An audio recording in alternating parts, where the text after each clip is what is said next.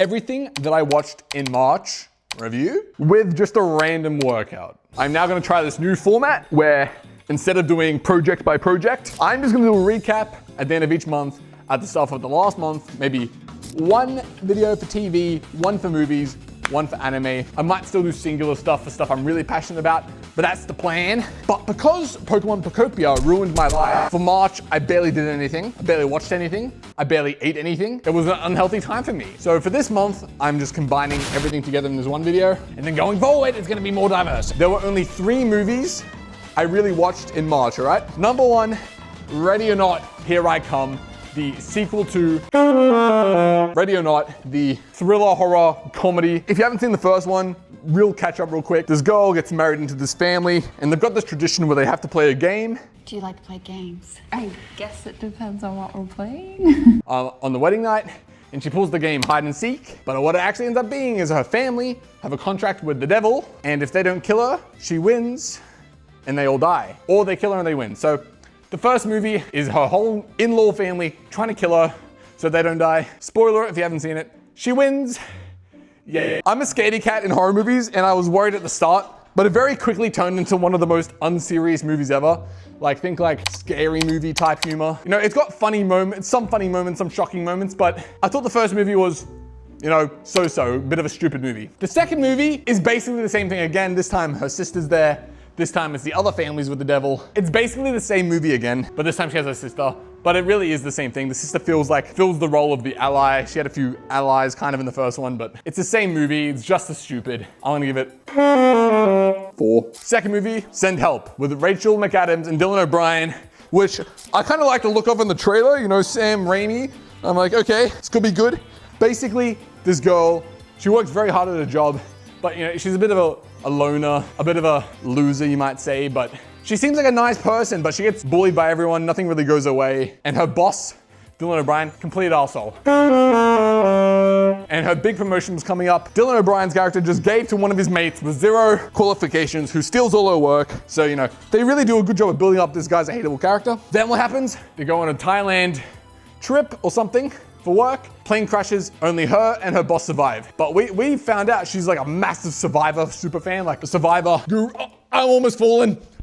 I almost didn't survive while talking about survive. Okay. But she's got amazing skills in the wild and she's thriving. So she starts thriving in this new environment, like being stranded on an island waiting for help while her boss is basically at her mercy because she's the only one that can keep them alive. The movie's pretty satisfying with a lot of this stuff, you know. It's always nice to see the asshole kind of, you know, get what they deserve. But I wasn't a big fan of some of the choices she made because at least at the start you could root for her a little bit. But then increasingly it's like, damn, you're a bit of a psycho. You are a bit of a psycho. The plot twist, I was 50-50 on. I thought what happened could have happened, but it still took me a bit of a surprise. I'm like, okay, I messed with that plot twist. It makes some of her decisions a little less weird because help was kind of always right there. But all in all, you know, the 2 new movies I saw were a bit bloody gory. Send Help, I wouldn't watch it over other movies, but it was not bad, okay? I'll give it 5. It's at least a little bit better than Ready or Not. And then the last movie I watched, it wasn't even a new movie. It was Shallow Hal with Jack Black. You know Shallow Hal? Classic movie. Basically, Hal is this guy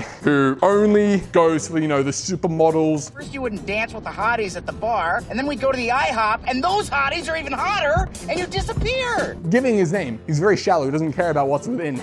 I don't know if he was a dating guru or the mind magicians. I'm forgetting the names, but he puts this kind of trick on him so he only sees inner beauty. So all these girls that are maybe not conventionally attractive, to put kindly, are now appearing as these beautiful girls to him because they've got kind souls. And, you know, in the movie, he builds the connection with Gwyneth Paltrow's character, who everyone else, like the viewers are aware, everyone around is aware that this is probably like, she's meant to be a massive, like comically large woman, right? But she's a super nice lady. She works in hospitals with burn victims. She does a bunch of charity work for children. She's a lovely lady, and that's who he falls in love with. And then even at the end, when the spell gets broken, he's like, what? Like he almost reverts to his old ways, but then he realizes how much he really loves her. And it is inside what's important. And I think this movie, right now, in the era of looks maxing, it was a bit refreshing to watch it now. Because I'm like, you can make yourself the most aesthetically pleasing thing you can.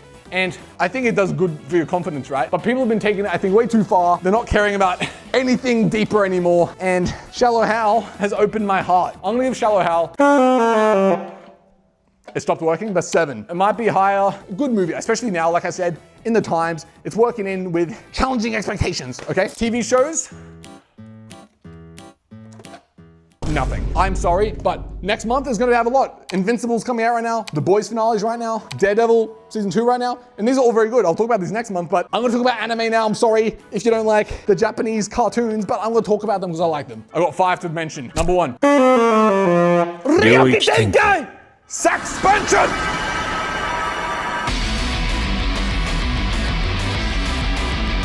Jujutsu Kaisen Season 3, I believe, is the best looking an anime has ever looked. From the direction, choreography, the panels. I've never seen a manga get elevated by the medium of anime so much. Like, this is beyond anything I've ever seen before. In recent times, we've had Demon Slayer movie, had the Chainsaw Man movie, and they look phenomenal, don't get me wrong. The shots in this, the choreography, it's just nothing I've ever seen like this in anime. It is insane. If I had to give a quick fight ranking, Sendai Colony with Yuta, give me everything, Rika. He is my GOAT. I was so excited for this episode in the lead up to its release, and it did not disappoint. Oh my goodness. Jane Juliet, Uro, Cockroach, did you forget someone? They're even adding scenes that weren't in the manga, and it's not doing anything to ruin anything. It's just all positive additions. But yeah, that's my fight number 1. Number 2 has to be Itadori Higuruma. It was very tight between that and Maki, but Higuruma and his backstory is so cool. And I think he's probably the coolest character introduced in the Culling games. And then, yeah, Maki, what a scene. I've been watching that for weeks as like a gym hype when I'm in the gym and I need a bit of motivation. I'm watching the Maki fight. And then, I mean, there's a few other like smaller stuff, but like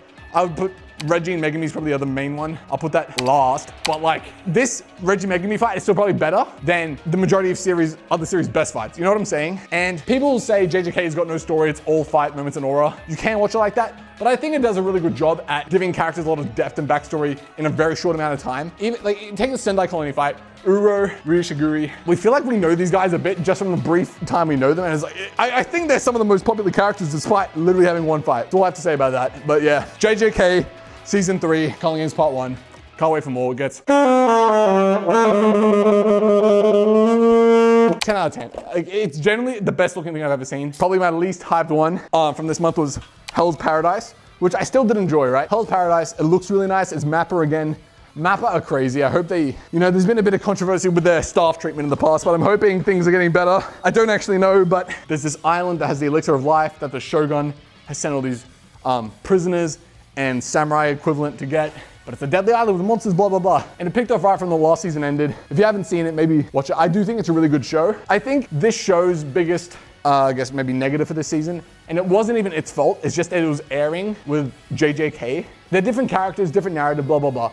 But a lot of, I feel like the overlap is there, and JJK is just so insane right now. But that being said, I really did enjoy Hell's Paradise. I would recommend it. I can't be bothered to grab my sacks right now, but I'm gonna give Hell's Paradise, give it a 7. Give it a 7. 2 more. This one I'm pretty passionate about, so lock in. Oshi No Ko Season 3, okay? Oshi No Ko is a very hard show to explain to someone that hasn't seen it because it's a revenge story. It showcases a lot of the intricacies, negatives, positives of the show business. There's a lot of character studies in it.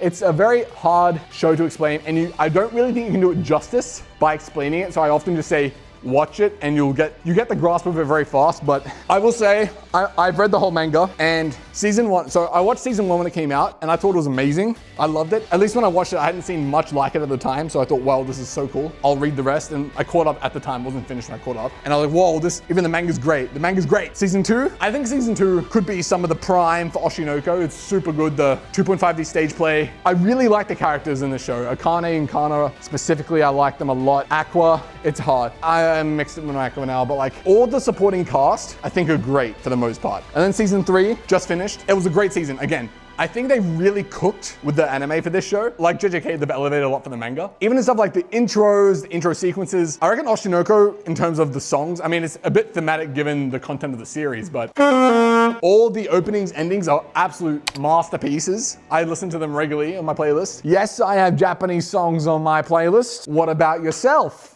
Continuing, before the season even aired, the manga finished, I think at this point, a bit over a year ago. I hate the ending, okay? And a lot of the times with mangas that have, say, a bit mixed reception on the endings, say stuff like AOT had a bit of a mixed reception, but I thought it was all right. Honestly, now I'm thinking about it, most modern shonen people kind of hate on the ending of. Sometimes it's like, okay, like maybe in the case of AOT, I'm like, I like the ending. Was it as like peak as some of the other moments? maybe not for me, but it was still like, okay, cool. But this ending, I'm not even talking about the anime anymore, sorry. Season 1, 2, 3, I think is amazing. But the end of season 3 is right before it goes to shit, in my opinion. I detest the ending, right? And I'm not gonna spoil it, but just the decisions made by the characters make zero fucking sense to me. I'm not all like, oh, everything needs to be a happy ending, right? But it's just so unsatisfying in like every way. It feels rushed. It feels, I don't know, like there's a part of me that's coping, right? That because they put so much effort into the anime, they're gonna make some ending tweaks. I doubt it. I really doubt it. I really doubt it. But please, for Hoshi no desu. I'm just hoping. I really don't know. Like, I haven't spoken to anyone that's like, oh yeah, I thought it was a great ending. And that doesn't mean there aren't people that are like, oh, this is actually a masterpiece in storytelling and it's giving us a crazy moral. I don't care, okay? I hate it, and I think I hate it so much because I loved everything else up to that point. Yeah, this ended up being more of a manga rant than the anime, but the anime I'm gonna give like 9.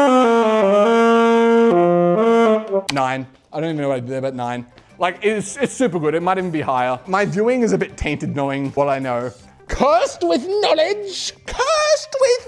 Okay, and the last and most important thing, Stillborn Run, Jairu Zeppeli, Johnny Joestar. Do you know about Stillborn Run race? The race across America on a horse. JoJo is probably my favorite series, okay? Favorite series. And part 7, I'm also a manga reader. I swear I don't actually read that much manga. Part 7 is my favorite part. Like, I read it every few years just because I like it so much. Back when the anime got announced last year in April, I'm like, yes, this is the best thing ever! Johnny Joestar. Pizza mozzarella. Sorry. But when it got announced, you know, we got 2026, okay, cool. And then I think it was late last year, we got the date for March. I'm like, yes, let's go. And then the episode came out, stage 1, a few changes from the manga, I'm sure it'll be fine, but absolute cinema. I love JoJo. I love the songs I've heard so far. They nailed the color shifts as always. I think they nailed everything. I really didn't have any gripes. Like the few CGI bits here, like with like hair and the horses, I don't mind. Like stuff like that, I really don't mind. Especially when I know how much of a neck it would be to animate hundreds of horses at a time. I'm not expecting this. I'm not like that, okay? I'm not like that. But, you know, I'm like, okay, what an amazing first episode. Can't wait for next week. And I think you know the story from here. Netflix, fumbling again. When part 6 came out in batch releases, it was disappointing, but I didn't mind because there was at least some sort of scheduling. But then part 7, okay, at the time of filming this, we now have an update, but it's still a bit unclear. It looks like there's now gonna be batches every so months and weekly release within the batches. I don't even know anymore, but I think the JoJo fans' response to the whole situation has been the funniest thing ever. With all the Johnny Joestar curses and all the Netflix social media accounts, it's made me like pretty happy to be a JoJo fan. You know, I hate a lot of fan bases, but JoJo's the best one. It's actually a good one, and I will fight that if anyone wants to fight me. Mohamed Abdul. Yes, I am. Yes, I am. So yeah, obviously only one episode's come out, but that's enough for me to know that JoJo's Bizarre Adventure Stillborn Run is gonna be it stopped. Almost like the episode releases. They should have just not released the first episode till closer to more was done. Like, it's literally just a little tease. They're teasing. With that being said, how did you find this format? I'm hoping to improve this over time. Like I said, next month I'll probably do 3 videos for April, 1 for shows, 1 for anime, 1 for movies, and maybe some individual stuff here and there. If you want me to watch anything in particular, comment, because I probably have more time to do that now with this format. I'm quite sorry again that I've been very inconsistent. I know there's at least 2 of you that care about my videos. At least 2. I hope you enjoyed my video, everyone. This was a video by Sax and Jim on everything I watched in March. Stay saxy and have a good month.